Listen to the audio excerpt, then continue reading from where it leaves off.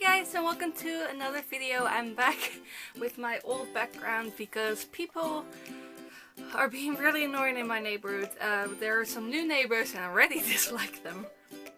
Okay, not really, but a little bit, because they're doing something to the house. I'm not sure what. They just bought it, the house next to us, and it's basically, it sounds like there's a truck right next to you and there's also someone like drilling holes into that truck. That's what it sounds like all the time, so I'm going insane, and it was the same sound yesterday all day long, and I think it's gonna last all of today and maybe even tomorrow. I'm not sure. They didn't warn us or anything. That's what I don't like about it. But anyway, here I am, peace and quiet. My mom was actually downstairs. Oh. Stay. My mom's actually downstairs also making a video, so hopefully I'm not too loud. I thought I would make a video about, hold on, this is the entire Lemony Snicket series in like a beautiful box set. I really like it, and I thought I would talk about the books versus the TV series on Netflix. So the TV series isn't finished yet. It's only the first few books, the first 4 books to be exact, and I'm gonna talk about some differences between the books and the series. So what I did is I read like the first, I think 7 books or 5, 6, I have no idea. I think the first 5 books I read ages and ages ago, some of them even in Dutch. When they first came out and I was still a kid, that's when I read them. But I've had this set for a while now, and I really want to reread them. And then the Netflix series came out, and I was like, okay, I'm gonna reread the series and then finish the series. So I think I was at book 5 or something when I also started watching the series, because I was like, well, it's probably not any spoilers. There were a few, but not too many spoilers. Speaking of which, this video is gonna be filled with spoilers. First, like, maybe you're wondering, should I read the books first? I think it's such a difference between the books and the series. Like, it's similar but different, that I think you would still enjoy the books if you've watched the series first, and I also think you'd still enjoy the series if you've read the books first. That's what I did. I kind of read them while I was watching the series, but I have read the books that the episodes were about before I watched the series. Are you still following me? Then again, there are some things that are extra funny if you've read the entire series, so not even just the first 5 books, but the entire series. Some jokes you only get when you've read the series. Like, for instance, one of them, I won't explain it, but in like the first or second episode, Kan Olaf said something about his lovely tea set, only the sugar ball is missing. And if you've read the entire series, you know why that is funny. And if you haven't, then it's just okay. Whatever. So that was the non-spoilery bit. Now spoilers are incoming. So the first episode, there wasn't really much of a difference. At least I didn't really notice a lot. Of course there were some differences, but that's always gonna happen when you adapt a book series. But I think the main difference was the spyglass that Klaus found, which isn't in the books at all, but which points to VFD, which you only learn about way later in the series, the book series, but you learn about pretty fast in the TV series. That's also a really big difference. And I thought that Mrs. Poe was hilariously evil. She was so rude and so mean just to get her headlines. I don't think she works for the newspaper in the books. I don't think she's even like really mentioned that often in the books, and I really like that they made her character a bit larger and made her the one who is chief editor of the Daily Punctilio or something. I have no idea. The newspaper. Yeah, so I thought that was hilarious. I really love the way they shot it, because it's kind of like the whole series, because it's kind of, you don't know what time it takes place. A lot of it is like really old-fashioned, like the 20s, and then some stuff is more like the 60s, but then they talk about the internet, so that's, you know, now, so it's a bit confusing, but I really like that. I thought it was a really interesting thing to do, and kind of, I don't know, brave to kind of like mix all different kinds of timelines together, time periods, I suppose, together. I really like that. And then of course the first book, the main difference is the end of the first episode, when you think that the parents might still be alive, and I thought that was such a huge spoiler, because I was still like halfway through the series. I was like, oh my god, they're still alive, because I just assumed they were dead. And then, again, spoilers guys, if you're still watching, spoilers. But, so this is only if you've read the entire series, or if you don't mind spoilers. But, yeah, of course, in the books we find out that the parents aren't alive, and then in the TV series you also find out that they are the parents of the Quagmires, which I thought was kind of brilliantly done, because maybe if you haven't read the books you don't, or maybe even if you've read all of them you just think they'll go a different way, because you're so certain that they're the parents of the Baudelaires, and then suddenly they aren't. And I really like that they kind of put in the Quagmires a little bit sooner, like before the fire, and I don't know, I thought it was a really clever ruse, because I was so certain, because they were also a lot like Violet and Klaus, so you could really picture them as their parents. It was also a little bit mean, but I really liked how they put you like on the wrong path to thinking that they were still alive when they really weren't. And those poor kids finally have their parents back, and then they die in a fire. The Quagmire kids. That was a bit sad. Then of course we have the second book, The Reptile Room, where a lot of things change. First of all, in the book, Montgomery did have a family, but they also died in a suspicious fire, and in the series he says he never had a family. I really love the Reptile Room, especially like the door with all the security measures, and then you just, you know, there's retinal scans and finger scans, and you have to twist this and twist that. Or, as I only tell a few special people, you just use the doorknob. I thought it was brilliant. But yeah, there are a lot of differences in the second book versus the episodes of the second book. For instance, they didn't plan to go to Peru until he gets the secret message, and in the book they were planning it all along, and the children get specific tasks for the trip to Peru. I kind of get why they didn't put it in the series, because that would probably just have been a bit too much information, a bit too much boring to just have them deal with those tasks. It's okay to read about, but I get why they didn't put it in. I also thought that the disguise of Count Olaf, I thought it was brilliant. He looked so stupid.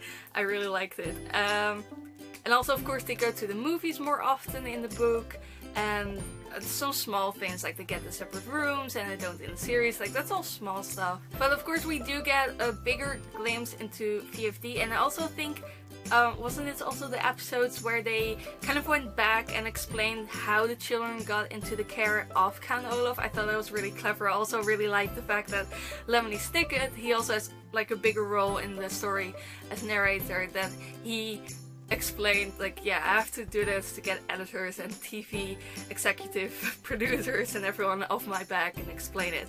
I thought it was really funny, and Mr. Poe is such an idiot. Of course, they go to the movies less often. It does feel like time also goes a little bit weird in the series, because it feels like they've only been there a day, but they act like they've been there for ages, and it's the same in the books, I think. Even more in the books, I think. They're like, yeah, a few months ago this and that happened. But when you just read the books, even like in the timeline of the books, it feels like it's only been 2 or 3 days. They never mention like all that extra time, so I think that didn't really work out. I think that was just not really well thought out, that little bit. Maybe I'm the only one who noticed it, I don't know. Because they were talking about, for instance, in book 6 they would talk about, I don't know, book 3. And it would seem like only a week ago in the books, but they would act like it was a month ago or even longer. But they were a long time at Montgomery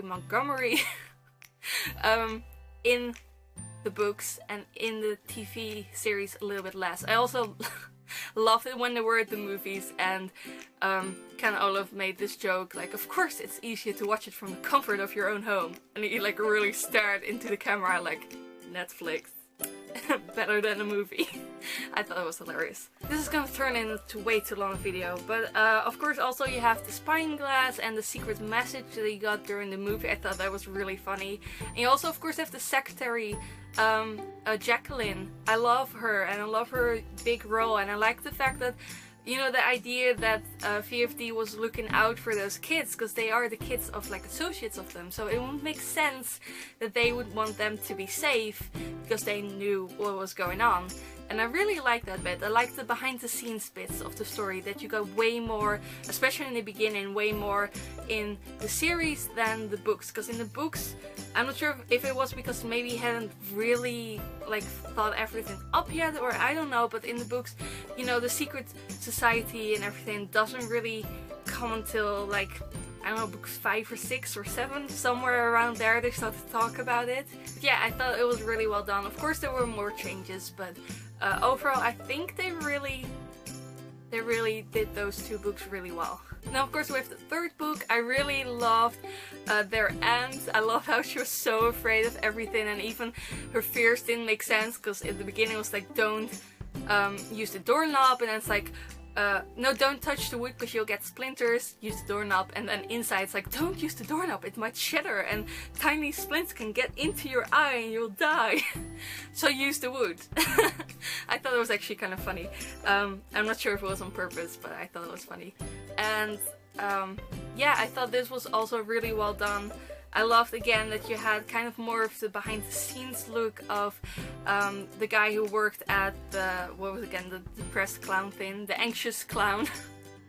That sounds like a wonderful restaurant. That he was also part of the organization. I like the little struggle between them, and the, I don't know, they gave a bit more from Olaf's side of the story and a bit more of the secret society side of the story in the beginning in the series, the TV series, and I thought they did that really well, and I really liked that. Of course, again, there are some differences, but I also think that they captured this book really well, and I think that they kind of used most of it. Like, they didn't change that much, or I've forgotten stuff.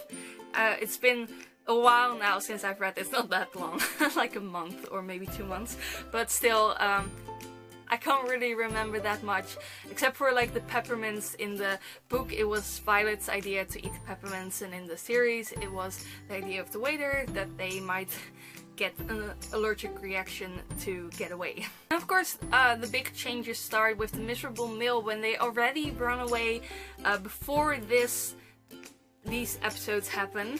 The fact that they run away and they go there themselves, it kind of makes a little bit more sense than them being in the care of this guy and he getting them to work, because they probably should have contacted Poe, because he is useless, but even he would probably not approve of them working there. I love the whole hypnotism thing. I thought they did really well. The lumber mill as well, it kind of looked like I expected it to look when I read it. And of course there were some differences, but I especially loved when, it was kind of disgusting and hilarious at the same time, when I forgot his name, but the really cheerful guy, the annoyingly cheerful guy, the optimistic guy, Pete? No, I have no idea what his name was. When his leg gets shattered, that it was like flat as a pancake. It was a bit unrealistic. It kind of, like, the rest is also a bit unrealistic, but yeah, it was funny though. Poor guy. And of course Klaus goes less often to, you know, get his glasses fixed. And I did love the library, because the library in the book only has 3 books in it, and here it has like, it's filled with books everywhere, but then it's like all the same book written by Mr.